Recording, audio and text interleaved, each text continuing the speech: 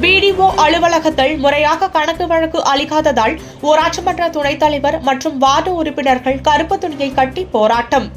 செங்கல்பட்டு மாவட்டம் மதுராந்தகம் ஊராட்சி ஒன்றியம் லட்சுமி நாராயணபுரம் ஊராட்சியில் திமுகவை சேர்ந்த சந்திரபாபு தலைவராக உள்ளார்.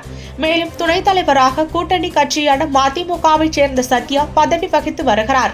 இந்நிலையில் மேற்கண்ட ஊராட்சியில் கலைஞரின் கனவு இல்லம் திட்டத்தில் பயனாளர்களை தேர்வு செய்வதற்கான ஆலோசனை நடைபெற்றது. இதில் அனைத்து வார்டு உறுப்பினர்கள் முன்னிலையில் பயனாளர்களை தேர்வு செய்து வட்டார வளர்ச்சி அலுவலகத்திற்கு பரிந்துரை செய்ய வேண்டும். ஆனால் ஊராட்சி மன்ற தலைவர் தனது ஆதரவாளர்களுடன் ஆலோசனை கூட்டத்தை நடத்தி பயனாளர்களை தேர்வு செய்து பரிந்துரைத்ததாக கூறப்படுகிறது.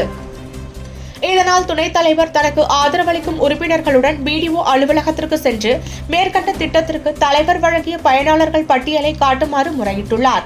ஆனால் பிடிஓ அலுவலகத்தில் உள்ள அதிகாரிகள் பட்டியல் தங்களுக்கு வழங்கக்கூடாது என தலைவர் கூறியதாக தெரிவித்துள்ளனர். இதனால் துணைத் தலைவர் மற்றும் 2 வார்டு உறுப்பினர்களுடன் பிடிஓ அலுவலகத்தின் நுழைவு வாயில் பகுதியில் அமர்ந்து கண்களில் கருப்பு துணி கட்டி கொண்டு போராட்டத்தில் ஈடுபட்டனர். இதனையடுத்து பிடிஓ அலுவலகத்தில் அதிகாரிகள் போராட்டத்தில் ஈடுபட்டவர்களை அழைத்து சமாதான பேச்சில் ஈடுபட்டுள்ளனர். மேலும் பட்டியலை வழங்கினர். ஆனால் பட்டியல் ஒருதலை பட்சமாக உள்ளதாகவும் தங்களுக்கு இதில் விருப்பமில்லை என தெரிவித்து வெளியேறினர். இதனால் சிறிது நேரம் அப்பகுதியில் பரபரப்பு ஏற்பட்டது.